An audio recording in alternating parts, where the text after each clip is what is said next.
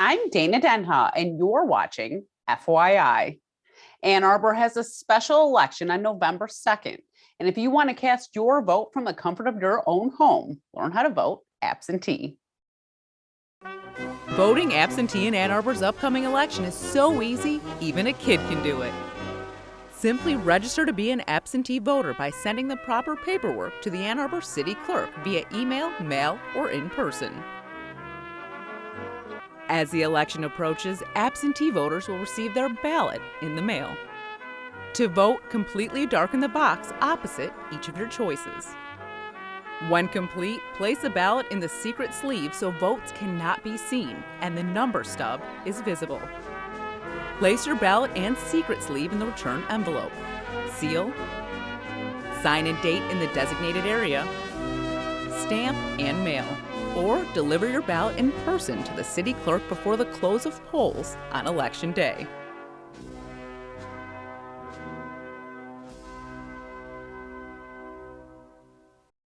Stay tuned, and we'll be back with more in exactly 30 seconds.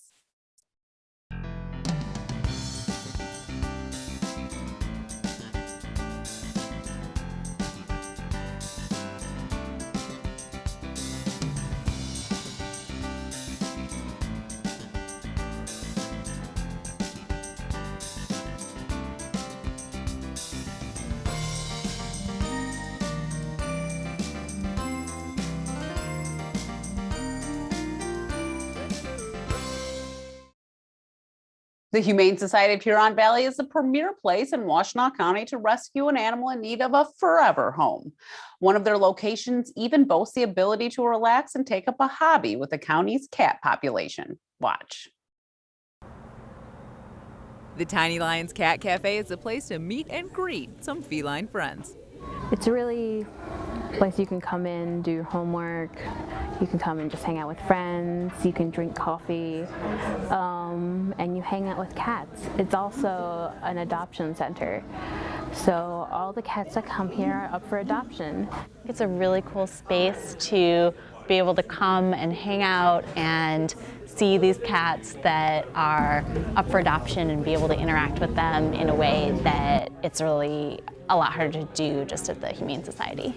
You can even rub paws with the best of them, as the cafe hosts events like movie and game nights. We're just hanging out with the cats and playing board games with them.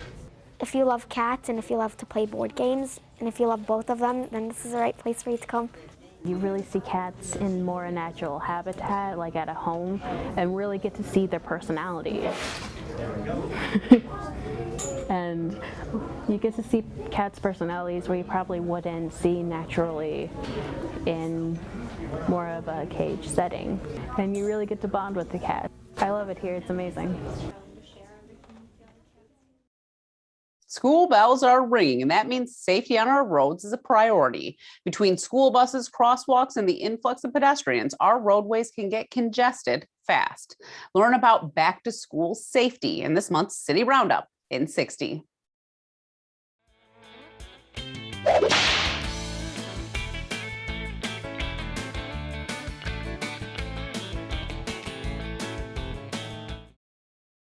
Hi everyone, I'm Officer Jamie Atkins with the Ann Arbor Police Department. It's that time of year again. It's time for kids to go back to school. Here are some basic traffic safety tips we should all remember. First of all, be alert, especially when you're in school zones, and be alert of the speed and make sure you obey that speed limit. Also, watch for school buses. Red flashing lights and an extended stop arm mean that that bus is stopping to load or unload children. We have 19 different locations across the city that are staffed with crossing guards. They help cross our children and get them safely to school. If you see a crossing guard in the intersection with their stop sign held up, make sure you stop and wait until that crossing guard has cleared out of the intersection. Don't block crosswalks. If you're stopped at a red light, waiting to turn, or looking for a parking space, make sure that you steer clear of the crosswalk so that people don't have to walk around your vehicle and possibly put themselves into moving traffic. Remember folks, it's our job to keep kids safe as we go back to school this fall. Thanks everybody for watching, and parents, I hope you have a great and safe start to your school year. For well over a decade, Ann Arbor has been celebrating the environment during the Green Fair. The annual event dedicated to sustainability unveils the latest technologies and how they can be incorporated into our everyday lives. Joining me is the mayor of the city of Ann Arbor, Christopher Taylor. Welcome back to the show. It's my pleasure to be here. We didn't talk last year. There was no Green Fair last year. We had to put it on hold because of the pandemic and safety concerns. But now, we're bringing it back. It's coming back. And why did you want to make sure that, once we felt things were in the clear and safe enough to have events outside, why did you want to make sure that we were bringing the Green Fair back to the Ann Arbor public and outside world? Yeah, well, I know the Green Fair has always been something that we've enjoyed in the city. The city obviously has tremendous, places a tremendous value, both as a municipal organization and a community, with sustainability and the environment. And the Green Fair has always been on the forefront of that, looking to celebrate what we're doing and look to inspire us all as to how we can do better. And so it's a really important thing within the city. We typically run it at the beginning of the cycle of outdoor celebrations, kind of late spring, but of course COVID, and so we looked to see whether we had an opportunity to roll it out in October in an outdoor manner, and we're going to give it a shot. Maybe we'll see it again in October? We're not sure. It's kind of up in the air. I think in the ordinary course, there's something lovely about it, opening on the same day as the top of the park component of the summer festival, and so I would expect to see it back on Main Street in the late spring in future years. But COVID. Yeah, for sure. I mean, that is a good point. That is a great sort of segue. You go to the Green Fair and then you kind of just walk over to the top of the park. That is a nice way to sort of enter into your summer. Yeah. Yeah, so in this way, we're just sort of ending the summer, going into fall with the celebration of the Green Fair, which I guess isn't the worst thing because, when you think about it, a lot of the stuff the Green Fair talks about is, ways that you can be, sustainable at home. And in the fall and in the winter, you're really sort of hunkered in and at home a lot. So I guess that's a good way to think about it this year, like, oh, maybe I need an upgrade on my appliances or something like that. You never know. So when is this year's Green Fair? Because it's coming up soon. That's right. We're rolling out the Green Fair Friday, October 1st from 6 to 9 p.m. So it's still that 3-hour sort of time frame that you get. And That's then is it the same sort of footprint that we see in the downtown for the Green Fair normal events, that Main Street and then? That's exactly right. It'll be in downtown Main Street, open to pedestrians, and there'll be exhibits, and it'll be a good time. While I have you, I'm going to mention this about Main Street because I will say I never thought about this before until the pandemic and Main Street started getting closed down for eating. Right. And I love it. I think it's something that the city should really consider doing more often for just like the summer months and like having the street closed for dining. And so I just think it's a really cool, amazing thing that the city has done. And I've eaten downtown with people and they loved it too. It's just like this really nice thing where like your kids can play in the street because it's closed. It's just, I'm just throwing that out there, Mr. Mayor. Perfect. I know it's of course we rolled it out during the pandemic for the purposes of supporting the local businesses, but the businesses obviously loved it, and shoot, I think everyone in the community really enjoyed and appreciated it. I just think it's something that we can sort of reclaim the street. Yeah, exactly. And it's really it's one of those things that it's really not hard to get around downtown with Main Street closed. It's really not inconvenient at all, honestly. Yeah. So, what are we going to expect to see at this year's Green Fair? There's always new technology and stuff. And one of the things I mentioned was appliances. I think we will be able to see more about energy saving appliances. And I think this is something that we should all really consider when we are upgrading. Eventually we all have to upgrade our appliances. Your appliances die and you need new ones. Sure. So, do you have appliances like this in your house and maybe some advantages?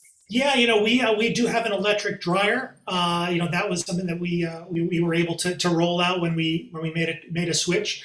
We don't yet have an electric range or a heat pump, but in the fullness of time. Also, we at home here are participants in the Solarize program.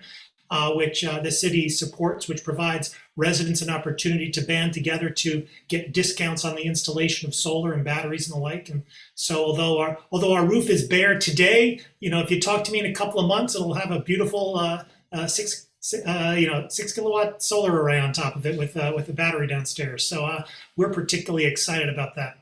That's pretty exciting. Talk more about this Solarize program. How did you become a part of it? How does it work? Are you working with other people in your neighborhood to sort of do it, or is it you on your own? Yeah, that's a great idea. So Ann Arbor runs a Solarize program, and what that does is it coordinates the installers of and vendors of solar products, whether it's panels or batteries, and it coordinates that with individuals throughout the community, and it's not geographically limited.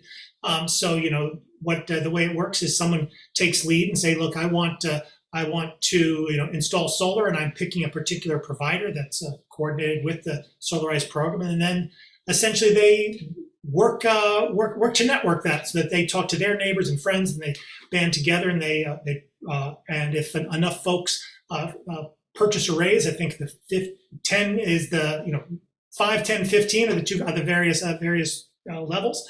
Then there are increasing levels of discount on the bulk. This way, it allows folks to band together to get bulk discounts on the installation and purchase of solar arrays, as well as batteries to help provide reliability in the event of a power outage. Wow, that's a really great thing to look into. I think more people should be, and I'm assuming you go onto the A20 website to find out more about this. Oh yes, you're very good for asking. That's right. Just go to the A20 website and type in Solarize. And I'm sure going to this year's Green Fair, you will be able to find a lot more on solar technology, because I think this is one of those things where I think we've talked about this in the past, where for many years people didn't sort of trust solar technology, 30 plus years ago. And it was like one of those things where like, oh, this just looks weird. There's like a weird thing on your roof. But now it's like really come a long way. And we're seeing big changes in Ann Arbor with people really wanting to go solar, and talk about why people should check out the Green Fair and look into maybe upgrading their house to be more of a solarized house. Well, we have an A20 goal. We have a goal of affecting community-wide carbon neutrality by the year 2030, and it's going to take all hands to get there, and participation in a wide variety of channels. And one of those are the appliances that you have at your home, the manner in which you heat your home, and the energy that you take into your home. And one way to do that is, of course, through solar. You'll see solar providers and other energy efficiency vendors and products at the A20 at the A20 component of the Green Fair. You'll also see a wide variety of nonprofits who are working in this space in order to encourage people, enable people to lead more sustainable lives and to decrease their carbon footprint. You'll also see what the great folks at the Office of Sustainability and Innovation are doing in the municipal organization at City Hall, the different programs that we are going to be able to roll out in order to help affect this crucial change. Yeah, I just spoke with Missy Stoltz, and she's telling me they got like 44 projects in the works right now. So they're doing a lot of stuff. The A20, they're doing a lot of stuff right now. Absolutely. I mentioned to you before the show, I've seen a lot more bike lanes around Ann Arbor. You see those bikeways, you're seeing more of those bikeways in the downtown. And it's obviously easier than ever to ride your bike. You can ride an electric bike. There's different ways to get around. Why don't you talk about the advantages of this and how Ann Arbor's making it so easy to really ride your bike everywhere? Yeah, well, one component of the A20 plan is to reduce vehicle miles here in the community. And that's something that we're doing through a variety of means, and one of which is the expansion of our bikeways, the promotion of bike lanes, our effort to make sure that that riding a bike in Ann Arbor is as safe as ever, and as easy as ever. And we're doing that through intentional road design, and where we can, when we can, through the creation of bikeways that you'll see like on Ashley, like bikeways you see up on Williams, and you'll see them elsewhere rolling around throughout the city. People do want to be able to get around without a car. We are a community that values cycling, and this, I think, is going to be an important way to help facilitate that. And those for those of us who haven't really experienced those ways, they're really cool. They're like just a really Yeah. neat addition to the downtown. Honestly, I think sometimes when people are from out of town, they get a little confused by them driving wise, but that's just going to take a little time, and then that will completely go away. I think it's just something. As I said before, I lived in Ann Arbor. There's things about Ann Arbor that are so different than any other town you've ever been in. So if you're an outsider, it just takes a little bit of time to get used to our roadways sometimes, I think. I think certainly people that roll into town, they may turn their head once or twice at what's this green strip along the right? What does all that mean? But there are big bicycles painted on it.